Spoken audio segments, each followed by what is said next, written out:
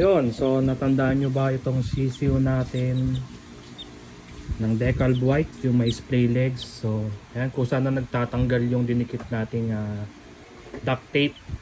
So tignan natin kung ano ang result ng pagtitape natin ng kanyang mga daliri, kung ito ba ay dumiretso. Kung saan na natatanggal ibig sabihin niya lumalaki na siya. So, diba? Kaya lang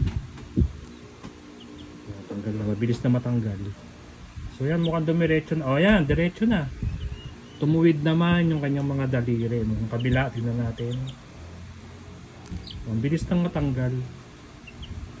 So same. Ayan, maganda naman yung naging result to. So, ilang days lang, more than a week, dumiretso yung kanyang mga daliri. Dati nakaganon lahat yan, paikot. Ganyan. So ngayon diretso na. Pero yung kanyang splay legs, so hindi na nawala ito. So sinubukan natin yung lagyan ng goma para mabatak papasok, pero hindi na talaga. So kinapa natin yung buto niya dito, medyo split talaga. Ito, itong buto na to, split talaga siya. Yan. So pag yan okay, pero pag ano pumapasok. So hintayin natin pag lumaki siya kung magde-develop pa yan. So tingnan natin kung ito ay babae o lalaki. Sige, kung babae ito, okay lang yan na ganyan. Iitlog pa rin naman yan. So gawa ito kasi nung pagkatagal niyang matanggal sa shell. Nakrack niya na kasi yung shell, natuyuan siya. Hindi ko agad napansin, hindi ko agad natanggal. So late na, nung natanggal ko yung kanyang shell, medyo hindi na stretch yung kanyang paano. So ayan, ito ang kanyang pakpak. Sabi nila pag ang pakpak ay, ang second layer ay mas mababa, mas maiksi kaysa sa first layer, ito ay lalaki at wala pa nga siyang buntot. Pero wala pa yung palong. So compare do sa kasama niya, dalawa lang sila So tingnan natin yung kasama niya. Compare natin. Ayan. So yan, wala pa din masyadong buntot. Yan ang pakpak, pero wala siyang palong. At ito naman yung kanyang kapatid doon, kasama niya. May development na ng buntot. Pakpak, mas maiksi din yung second layer kaysa sa first layer. So wala pa masyadong balahibo. Pero itong isa, may development na ng palong. Ayan, kita nyo, maalis na. Compare dito sa kanya. Pero pareha sila ng pakpak. Diba? So magkakaroon ngayon tayo dito ng gendering problem pagdating sa palong. Ayan, isa, alsang-alsa na yung palong niya. Yung isa wala pa. Si splay legs wala pa. Si isa mapalong na. Pero pareha sila ng composition ng pakpak or structure ng pakpak. Maiksi at mahaba.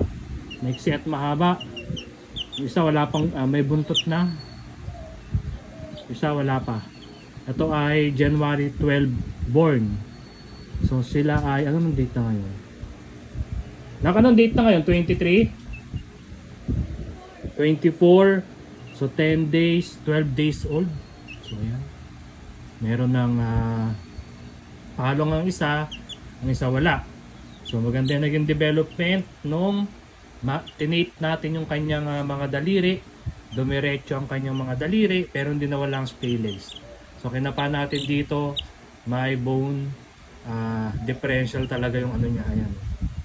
So yan, masyadong maluwag yung isang part. So kung makikita nyo ito, may violet na to, gawa ng goma yan, medyo na sakal ng goma. Kasi nga sinubukan natin i-correct yung legs niya, pero hindi na dahil sa buto talaga yung depression.